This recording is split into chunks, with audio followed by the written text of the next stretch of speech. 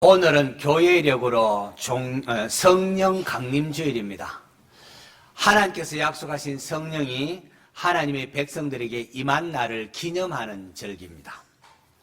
베드로가 오순절 성령 강림했을 때에 이것은 하나님이 예수님을 높이신 사건이고, 바로 이스라엘 백성들이 예수님을 십자가 못 박혀 죽게 했는데, 사실은 예수님이 바로 하나님이 보내신 그리스도시고 주님이시라고 설교를 했습니다. 그러자 이 설교를 들은 사람들이 마음에 찔려서 어이쿠 우리 어찌면 좋으냐, 형제들아 우리가 어찌할꼬 라고 외쳤습니다. 이에 베드로가 너희가 회개하여 각각 예수 그리스도의 이름으로 세례를 받고 죄사함을 받으라, 그리하면 성령의 선물을 받으리라고 했습니다. 오늘 설교 제목이 성령의 선물입니다. 예수님께서 마태복음 7장에 기도를 가르치는 가운데에 너희가 악한 자라도 자식에게 좋은 것을 줄 줄 알거든 하물며 하나님께서 구하는 자에게 좋은 것 주지 않겠느냐라고 했습니다. 근데 여기에 누가복음에 넘어오면은 누가복음 11장에는 너희가 악할지라도 좋은 것을 자식에게 줄 줄 알거늘 하물며 하늘 아버지께서 구하는 자에게 무엇을요? 성령을 주시지 아니하겠느냐라고 말씀하십니다.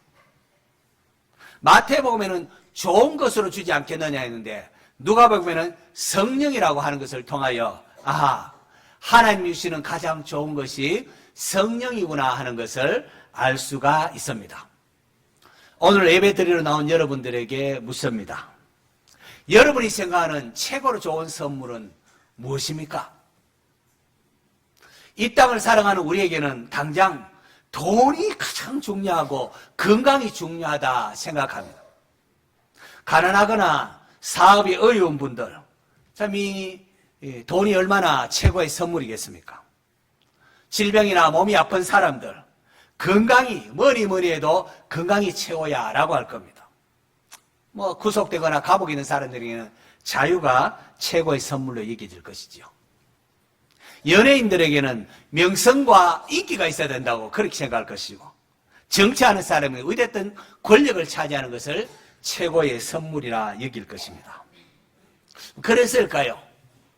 우리들의 기도를 가만히 살펴보면은 그저 경제 문제가 해결되고 건강이 회복되고 그다음 좋은 직장이 주어지고 또 이렇게 권력을 가지게 되는 이런 것들과 주로 관련이 있지 않습니까? 하나님께서 우리의 기도를 들어서 이 재정 문제가 해결되고 건강이 회복되면 얼마나 감사하고 얼마나 기쁘겠습니까? 많은 분들이 기도 응답을 통하여 문제가 해결되면 이것을 통하여 하나님이 참 나를 도우시고 나와 함께 하셨다라는 것을 간증하곤 합니다. 자, 그렇다면 하나님이 살아계시고 우리와 함께 하심을 알게 되면 성도의 삶이 어때야 될까요? 그런데 사람들은 문제가 해결되면 더 이상 하나님은 필요 없고 내 혼자 내 마음대로 그렇게 또한 살고 싶어하는 경향이 있습니다. 이것이 아담 이후로 뿌리 깊은 인간의 죄성입니다. 이러한 인간의 죄로 말미암아 세상에 질병, 고통, 죽음이 가득하게 되었는데도 말입니다. 예수님께서 제자들에게 기도를 가르쳐주면서 일용할 양식을 구하라 그렇게 말씀하십니다. 여러분 어떻습니까? 여러분 일용할 양식으로 만족하겠습니까? 오늘 먹을 수 있는 것으로 여러분 만족하십니까? 왜 예수님께서 제자들에게 일용할 양식을 구하라고 한 것일까요? 거기에는 탐욕에 물들지 말라는 주님의 마음, 또 매일매일 물질 의지하지 말고 하나님 의지하기를 원하는 이 주님의 마음이 담겨져 있을 것입니다. 예수님께서 참 무엇을 먹고 무엇을 입고 살 것인가, 참 경제적으로 어려운 그 시대에 제자들에게 너희는 먼저 하나님의 나라와 그의 의를 구하라 라고 하셨습니다. 무엇을 먹고 무엇을 입고 마시는가, 이것보다도 모든 것의 주인은 하나님이심을 인정하고 그분의 인도하심을 받는 것이 참된 행복의 길임을 말씀하신 겁니다.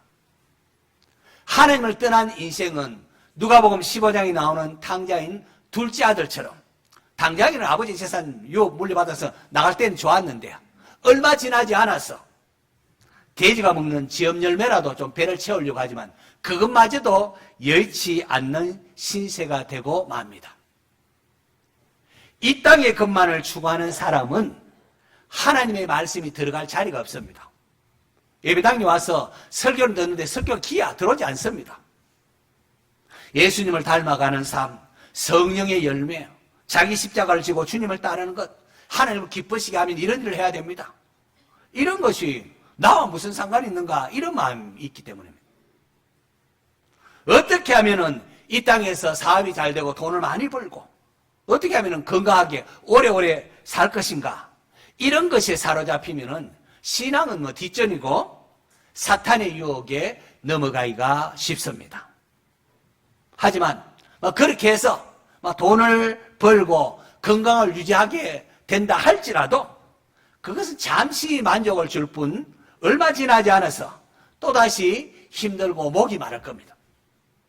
참된 만족과 행복은 오직 예수님 안에 있을 때에 주어집니다. 하늘 아버지의 집으로 돌아와야 합니다. 만약에 이 땅의 것을 누리는 관점에서만 바라본다면 예수님을 따랐던 사도들이나 또 순교자들 가장 불쌍한 자가 되지 않겠습니까? 누가 그런 삶을 살고 싶겠습니까? 복음을 전하느라 온갖 수고를 당하고 수고를 함에도 고초당하고 박해를 당하고 그런 바울의 삶, 죽을 때 거꾸로 십자가 매여 달려 순교한 이 베드로의 모습, 누가 그런 삶을 살고 싶겠습니까? 바울도 외치지 않았습니까? 만일 그리스도 안에서 우리가 바라는 것이 다만 이 세상의 삶뿐이면은 모든 사람 가운데 우리가 가장 불쌍한 자냐 그렇게 말합니다. 그러나 이 죽음이 끝이 아니라 부활이 있고 영혼의 관점에서 바라본다면은 바울처럼 베드로처럼 그렇게 주님을 위하여 충성하며 살다가 하늘나라 가서 상 받는 것을 기도하지 않겠습니까? 제가 목사가 된 이유도 마찬가지입니다. 저도 세상적으로만 생각하면은 돈 많이 벌고 안락한 삶을 살 수 있는 직업을 택했을 것입니다. 그러나 하나님의 영광을 위해서라면은 그걸 꼴짝 빈들에도 가겠습니다 라는 마음으로 목회의 길을 걷게 된 이유가 무엇이겠습니까? 날 원하신 하나님이 너무 감사하고 내 시에 하나님 주실 영원한 상급을 바라보기 때문입니다. 그러면은 그래 목사님도 결국 이기적인 마음이네요 라고 하는 분이 있을지 모르겠습니다. 그럴지도 모르겠습니다. 저는 이렇게 좀 말하고 싶습니다. 우리가 이 땅의 것만을 추구하는 것을 탐욕이라고 한다면은 저 하늘의 것을 추구하는 것은 탐욕이라기보다는 믿음이다, 신앙이다 이렇게 말하고 싶습니다. 우리가 이 땅에 추구하는 돈이나 건강이나 권력 이런 것들, 이런 것은 모두 잠시 잠깐입니다. 7, 80년의 세월이 흐르면은 아무리 건강하더라도 노쇠할 수밖에 없고 죽음 앞에서는 내가 모은 게 다 헛되구나. 헛되니 모든 게 헛되도라는 전도자의 고백을 할 수밖에 없습니다. 해 아래 수고하는 인생의 모든 수고가 죽음 앞에 서게 될 때는 이게 무슨 소용이 있는가 허무할 수밖에 없습니다. 그렇게 우리는 해 아래 이 땅의 삶만 바라볼 것이 아니라 해 위에 계신 하나님을 바라볼 수 있어야 한다는 거죠. 죄인인 우리가 하나님 아버지께로 돌아가면은 거기에는 모든 것이 있습니다. 어린 자식이 부모와 함께 하면은 그가 필요한 모든 것을 가진 것과 같지 않습니까? 어린아이가 필요한 것을 부모님 데리고 가면 모든 게 다 해결됩니다. 하나님이 인류에게 보낸 최고의 선물은 예수님입니다.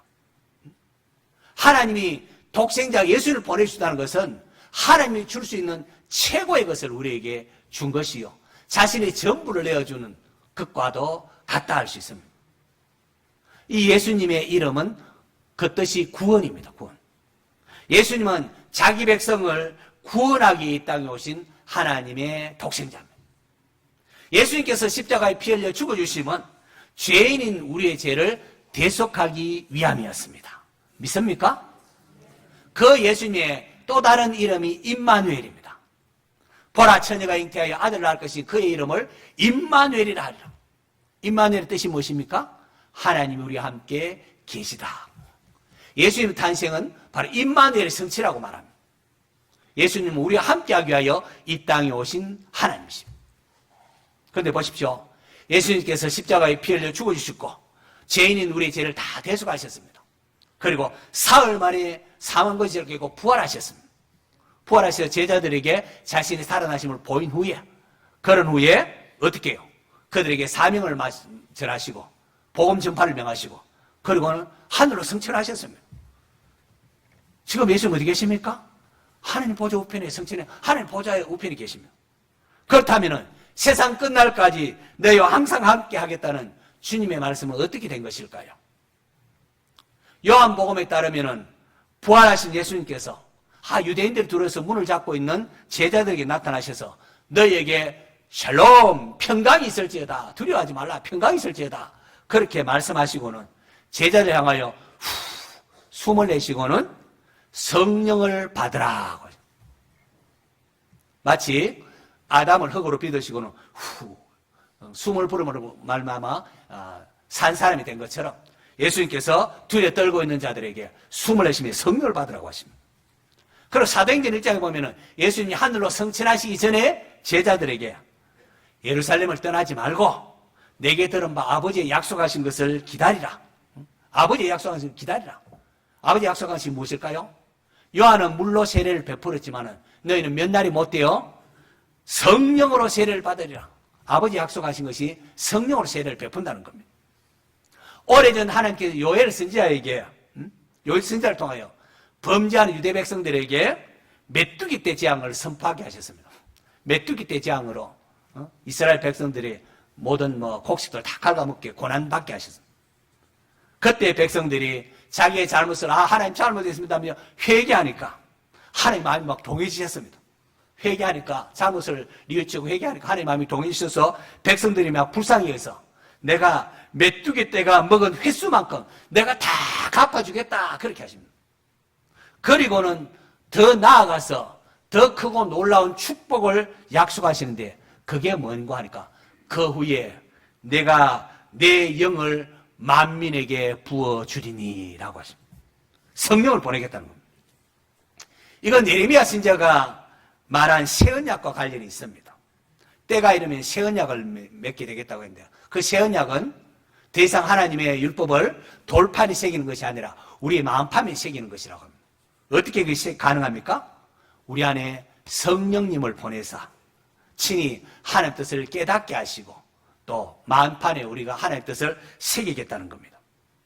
예수님이 오셔서 제자들과 자기 피로 새 언약을 맺으시고 그리고 예수님께서 우리의 죄를 대신 피 흘려 담당해 주시고 그 구속 사역에 근거해서 아버지께서 약속하신 바로 이 성령을 보낼 수 있게 된 겁니다. 그러기에 베드로가 너희가 회개하여 각각 예수 그리스도의 이름으로 세례를 받고 제사함을 받으라. 그리하면 성령의 선물을 받으리니 라고 한 겁니다. 예수님께서 공생의 기간 수차례에 걸쳐서 아버지의 약속하신 것, 즉 보혜사 성령을 보내시겠다고 말씀을 하셨습니다. 요한복음에 보면은 내가 아버지께 구하겠으니 그가 또 다른 보혜사, 예수님 원보혜사시고 또 다른 보혜사를 너에게 주사 영원토록 너희와 함께 있게 하리니 그는 진리의 영이라고 하십니다. 내가 떠나가는 것이 너에게 유익이라. 내가 떠나가지 아니하면 보혜사가 너에게 오시지 아니할 것이요 가면 내가 그를 너에게 보낼 것이다 라고 말씀하십니다. 이게 얼마나 중요했으면 부활하신 너희 제자들에게 성령을 받아라 그렇게 말씀까지 하시겠습니다. 노아와 홍수 당시 인간의 죄악이 세상에 가득 찼을 때에 하나님께서 한탄하며 말씀하십니다. 여호와께서 이르시되 내 영이 영원히 사람과 함께하지 아니하리니 그들이 육신이 됨이라 그렇게 인간의 타락에 따른 하나님의 근심과 죄인과의 이제 단절하겠다는 하나님의 선언이었습니다.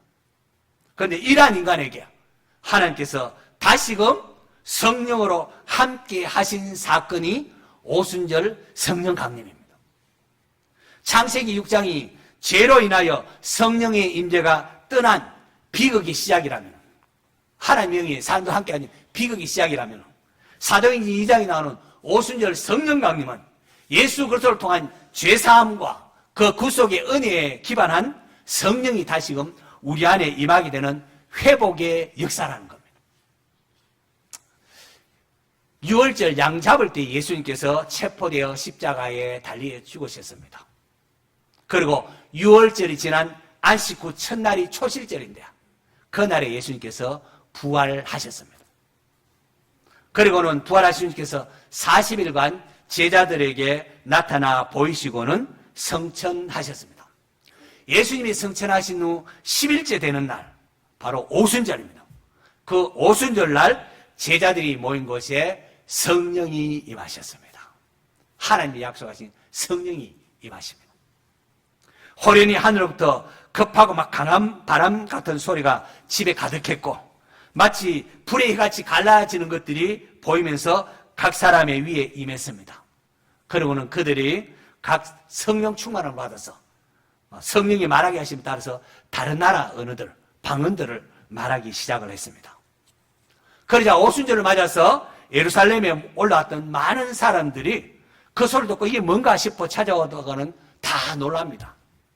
왜냐하면은 각각 자기의 나라 언어로, 자기 방언으로 하는 소리를 다 들었기 때문입니다. 당시 무리들 가운데에는 바데인과 메데인과 엘람인과 또 메소포타미아, 유대와 갑바도기아, 본도, 아시아, 버르기아, 밤빌리아, 애국가 및 구레네에 가까운 리비아 여러 지방에 온 사람들, 로마로부터 온 나그네, 유대인과 유대교에 들어온 사람들, 그레데인과 아라비아인들, 이런 사람들이 당시에 오순절을 맞아서 즐기는 지키러 많이 찾아왔는데 그들이 다 사도들이 막 말을 하는데 자기 나라 언어로 다 들렸다는 겁니다. 자기 나라 언어로 하나님 큰일이 막 들렸다는 겁니다.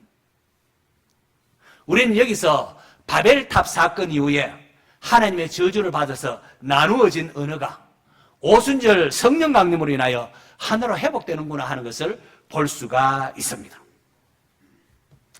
바벨탑 사건이 우리도 탑을 쌓아 하늘처럼 높이 올라가자, 자기 이름을 내자, 이런 인간 교만이 만들어낸 흩어짐, 바벨, 혼돈과 분열의 시작이라면 오순절 성령 강림은 하나님이 예수 그리스도 안에서 행하신 구속과 회복의 역사입니다.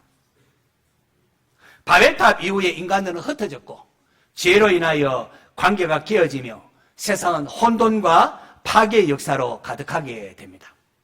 하지만 하나님은 예수 그리스도 안에서 그 모든 것을 다시금 하나 되게 하십니다. 하늘에 있는 것이나 땅에 있는 것이 다 그리스도 안에서 통일되게 하려 하심이라고 에베소서에서 말하고 있습니다. 창세기 이후에 죄로 인하여 하나님과 인간이 나누어지고 인간과 인간 사이 또 피조물 간의 관계가 다 깨어져 버립니다. 세상은 혼돈, 분열, 고통, 죽음 가운데에 있습니다. 하나님께서는 이러한 세상을 예수 그리스도로 말미암아 다시금 하나로 회복시키고자 하셨습니다. 예수님의 십자가와 부활, 성천을 통해 시작된 하나님의 구속사는 모든 것을 예수님 안에 하나로 다시금 묶으시려는 통일의 사역이라 말할 수 있습니다. 그러므로 내가 그리스도 안에 거하면은, 내가 그리스도 안에 온전히 거하고 주의 말씀에 순종하게 되면은 하나님과의 관계가 회복되고 또 다른 성도들과 이웃과의 관계가 회복되고 하나님 나라의 통일을 지향하는 삶을 살게 되어지는 겁니다. 여러분, 우리들의 모습 여러분 살피셔야 됩니다. 하나님과의 관계나 이웃들과의 관계, 내가 지금 어떠한 모습을 취하고 있는가 살피셔야 됩니다. 예수님께서 구속사역을 완성하시고 성천하셔서 하나님 보좌 우편에 앉으셔서 드디어 통치권을 행사하시는데 그 통치권의 첫 번째 행사한 게 무엇인가 하니까 아버지로부터 약속하신 성령을 받아서 우리에게 부어주심입니다. 이제는 누구든지 회개하고 자신이 죄인임을 인정하고 예수 그리스도의 이름으로 세례를 받고 제사함을 받으면은 성령님이 내주하게 되십니다. 할렐루야. 이게 얼마나 하나님 우리가 지금 영이 우리와 함께하게 됐다는 겁니다. 구약 시대는 하나님의 임재를 상징하는 것이 성전이라면 이제는 예수 믿는 성도들에게 주의 영이 임하게 되었기 때문에 주님을 믿는 성도들의 모임에 또한 주의 영이 임하게 되었기 때문에 오순절 성령 강림은 구약 성전 중심의 시대가 끝나고 신약 교회의 탄생이라고 말할 수도 있습니다. 베드로에게 너는 반석이면 내가 이 반석이 내 교회를 세우리라고 했는데 그게 바로 오순절 성령 강림 후에 우리 각자의 심령 속에 주의 영이 임하고 우리의 모임에 주의 영이 임함으로 말미암아 신약 교회가 탄생하게 된 겁니다. 오늘 우리 모임 가운데 성령님이 계시고 우리의 심령에 하나님의 영이 계시다는 사실을 깨달으시기를 바랍니다. 하나님이 나와 함께 한다는 이 사실을 깨달을 때에 성도는 담대할 수가 있습니다. 그 어떤 상황 속에서도 성령 하나님이 나와 함께 한다는 것을 알게 되면은 우리는 이길 수가 있고 인내할 수가 있습니다. 왜 염려하고 근심합니까? 하나님이 지금 전능하신 하나님이 지금 나와 함께 한다는 사실을 놓치기 때문에 그렇습니다. 성령님이 지금 나와 함께 한다는 사실을 알 때에 우리는 비로소 평안을 누릴 수가 있습니다. 샬롬, 성령을 받아라. 비록 이 땅에서 몸의 질거로 인하여 힘들거렸고 또 경제적인 문제로 좀 괴로울지라도 성령님이 나와 함께 하시면은 우리가 견딜 수 있고 또 하나님께서 또 피할 길을 또 이끌어 가십니다. 나을 것 같아도 나아갈 길을 인도해 주십니다. 또 지금은 내 몸이 이렇지라도 장차 천국에서 참 천국에 들어갈 그 소망을 바라보면서 오히려 감사하며 기뻐할 수도 있게 되는 겁니다. 성령님은 죽어서 천국 갈 때만 필요한 것이 아니고 이 땅에서 하나님의 나라를 누리며 살아갈 수 있는 능력을 주십니다. 성도 여러분, 오순절 성령 강림은 예수님의 구원 사역에 기초한 놀라운 하나님의 선물입니다. 하나님 보호자 우편에 오르셔서 주님께서 왕권을 행사하시는데 그분은 성령님을 보내사 우리에게 능력을 더하십니다. 이런 죄악된 세상에서 성도가 너는 세상의 소금이다, 너는 세상의 빛이라 하는데요. 어떻게 세상의 소금과 빛의 사명을 감당할 수가 있겠습니까? 성령의 능력이 아니고서는 세상을 이길 수가 없습니다. 제가 캐나다 밴쿠버에 유학을 갔는데 유학을 가는 아주 중요한 동기 가운데 하나가 이렇게 목회자가 해보니까 교인들이 교회에서는 뭐 좀 신앙인들처럼 보이는데 직장에 가보니까 직장에서 생활하는 거 보니까 이게 전혀 신앙이답지 못하는 삶을 보면서 어떻게 하면 이 삶의 이웃놈 문제를 좀 풀 수 있을까 그러던 차에 이렇게 이제 캐나다의 밴쿠버에서 세관 대학원을 공부할 수 있는 기회가 주어져서 제가 갔습니다. 그래서 기독교 세관을 공부함을 통하여 모든 학문 영역에서 하나님의 주인 되시는을 하는 그런 학문을 해야 되고 그런 삶을 살아야 된다는 것을 배웠습니다. 우리 자녀들 정치, 경제, 사회, 문화, 예술, 체육 이런 모든 영역에서 하나님 주인 되심을 드러내는 그런 자녀를 또한 키워야 하지 않겠습니까? 그래서 여러 가지 것들을 배우면서 지식적으로 많이 배웠습니다. 그런데 문제는 이렇게 해야 되는데 나에게는 그런 것을 살아갈 힘이 없더라는 겁니다. 그래서 제가 절실하게 배운 것은 결국은 내 안에 내주하신 성령님의 인도하심에 순종하는 것. 말씀과 기도를 통하여 성령 충만이 있어야 성령 충만의 능력이 주어져야 세상을 이길 수 있고 세상의 소금과 빛의 사명을 감당할 수 있구나 하는 것을 배웠습니다. 아주 값비싸게 제가 배운 겁니다. 성령 강림 주일을 맞아서 저는 오늘 저와 여러분에게 주의 영이 함께 하심을 깨달으시기를 간곡히 부탁을 드립니다. 하나님의 영이 우리 함께 하네. 여러분 한번 묵상해 보시면 이거 엄청나고 놀라운 일입니다. 하나님이 주시는 최고의 선물입니다.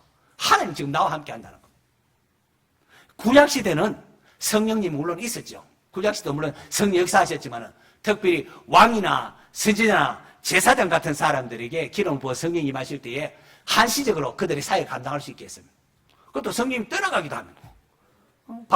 다윗이 바세바 사건으로 잘못하니까 그때 다윗이 울면서 뭐라고 기도합니까? 주의 성령을 내게서 거두지 말아 주옵소서. 그렇게 울면서 기도하지 않습니까? 그러나 이제는 요엘서 약속하신 오순절 성령 강림 사건은 하나님께서 모든 육체, 이제는 뭐 왕이나 선지자, 제사, 목사나 이렇게 가리지 아니하고 누구든지 예수 그리스도를 나의 주인을 영접하고 주의 이름으로 세례를 받는 자에게 성령이 임하시면, 그리고 한 번 오신 성령님은 영원히 떠나가지 아니하고 천국 가는 그날까지 함께 하십니다. 할렐루야. 하나님이 우리를 떠나지 않는데요. 예수님께서 성천하시면서 제자들에게 내가 너희를 고아와 같이 버려두지 않고 너희에게 다시 오겠다고 말씀하셨는데, 그게 뭔가 하니까 성천하신 예수님께서 성령님을 보내사 지금도 우리와 함께하고 계시다는 겁니다. 예수님이 육신으로 계실 때는 예수님이 가시지고 공간적인 제한이 있습니다. 예수님 절로 가면은 그 마을로 쫓아가야 주님의 말씀을 들을 수 있고 또 이렇게 함께 할 수가 있습니다. 그러나 주님 오신 성령님은 더 이상 그런 제약이 없습니다. 어디서나 성령님이 나와 함께 하시고 성령께서 기도하는 가운데 하나님 뜻이 깨달아지게 하시고 또 주의 말씀이 들리게 하십니다. 주님은 우리를 과처럼 홀로 버리지 않으시고 성령님을 보내사 지금도 함께하고 계십니다. 이제 우리가 할 일은 다름 아닌 성령 충만함으로 세상을 이기고 교회의 하나됨을 지키고 맡겨진 선교적 사명을 감당하는 겁니다. 특별히 기억할 것은 성령님은 우리를 인격적으로 대하시기 때문에 우리가 그분을 인정하고 그분을 소중히 여기며 순종할 때에 성령님께서 강하게 역사하십니다. 근데 우리가 거부하고 하면 성령님께서 강하게 역사하지 않으십니다. 그러므로 내 생각, 내 고집을 주장할 것이 아니라 성령님 인도해 주세요. 그렇게 기도하시고, 그리고 주님이 주시는 평안함을 누리시기를 바랍니다. 주님이 지금 나와 함께 계신데요. 오늘 또 이렇게 예배하고 전에 또 외손녀가 보내는 동영상 보니까 교회 간다고 막 기뻐 뛰어나오는데 하나님 보시기 얼마나 기쁠까 이런 생각이 들어요. 성령님 지금 우리와 함께 하신데 어떻게 될까요? 이래 있으면 될까요? 할렐루야, 기뻐해야 되지 않겠습니까? 성령님이 우리와 함께 한다는 이 사실로 인하여 감격하고 기뻐하시기를 바랍니다. 성령 강림 주일을 맞아서 예수 그리스도의 구속사에게 기초한 하나님이 약속한 성령님, 그 선물 성령님이 우리 안에 있다는 것을 기억하시고 감사와 기쁨으로 힘차게 사명 감당하는 성도들 되시기를 축원합니다.